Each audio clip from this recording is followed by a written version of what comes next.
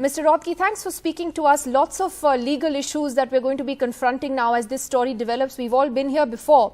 But just explain to us very simply what the anti-defection law means in this situation. The Shiv Sena has 55 MLAs. If 37 of them break away, is our reading correct that that would then not fall foul of the anti-defection law, and that can be declared as a separate party or merge with another party in the assembly? Is that correct?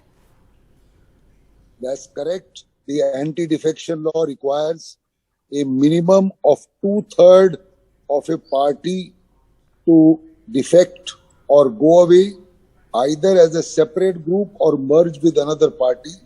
But 2/3 is required. Otherwise, they will face anti-defection laws. You must understand that in a parliamentary democracy, broadly, what is required is a majority. Majority rules. So if majority rules, the second rule along with majority is minimum 2/3 breaking away and joining somewhere else. If that is so, then there is no problem of the people who will go over to another party, etc. They will not face any anti-defection penalties. And see, ultimately, if a party is unable to keep its flock together due to defection, due to unhappiness between members, etc., then, democracy requires that these things happen. People go from one to another. But as you rightly said, that 2/3 is required, and if 2/3 of 55 is broadly 37, and if 37 go, then obviously the current government must gracefully give way and allow a democratic process to function so that another group with the required majority on the floor of the House to come. One more thing I want to tell you. Ultimately, majority is to be tested on the floor of the House, nowhere else. Merely because 37 people say we have gone away or not gone away or we have gone to the governor is not good enough.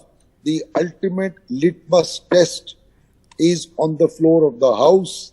The Speaker will have to call an emergent session, and that session should have only one agenda, namely to find whether the government has lost majority on the floor of the House or not. Right, but Mr. Rothke, what happens if, as was being anticipated earlier today, that if Uddhav Thackeray was to actually accept, okay, he doesn't have the numbers, he decides to resign, and he recommends to the governor the dissolution of the assembly. Is the governor bound to listen to that advice, or can the governor still insist on a floor test? The governor can insist on a floor test because there are certain situations which are envisaged in our constitution where the governor must decide by applying his independent mind and not merely act on the aid and advice of the Council of Ministers. Because in such a situation like this, the views of the Council of Ministers is likely to be biased and not unbiased. And therefore, the governor must decide if he finds that he has a list of 37 members who claim and swear that they want to go away from the banner of the ruling party, then he can jolly well ask the Speaker to summon a session and ask the government to prove majority, or so that the opposition also gets the right to prove their majority and therefore come in the government. Now, let's say there is a floor test. Again, we just want to understand how the process works. Uddhav Thackeray loses that floor test. Then, of course, the governor is well within his rights to call another formation that stakes claim with numbers. Is that correct? So, technically, it could be the BJP and this new Shiv Sena. Yeah, of course, it can be. And I mean, that's how it normally happens. But we have seen, and I have done several cases in the past, where unfortunately, in some cases, the Speaker does not act as an independent person and, acts as a person of the party to whom he belongs, and either doesn't call the session or delays the session. I mean, I saw it when I was a counsel for the BJP in Bangalore about 2-3 years ago, that the speaker was not calling a session. We had to move the Supreme Court, and finally the session was called.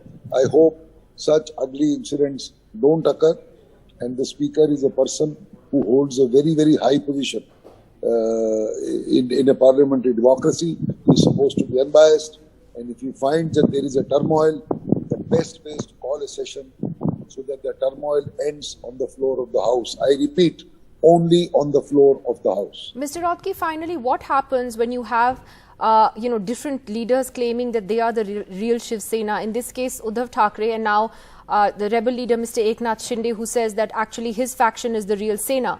Who adjudicates that? Who decides that? Does that also have to be decided by the Speaker or by the Election Commission? What happens? See, the most immediate and important thing is whether the government has lost majority or not. You can't have a situation where there is no government. Governor's rule or president's rule is the last option. It's not a preferred option in a parliamentary democracy. Therefore, the floor of the House, first, a vote of confidence or no confidence, as you may call it, will take place. A government will be formed.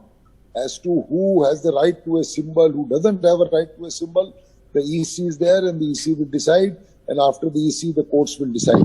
But that is a second step, it is not the first step. Right. Mr. Rothke, thank you very much for giving us that important legal perspective, because this could end up being quite a long haul as well. Thank you very much for joining us on NDTV. Thank you, Nidhi.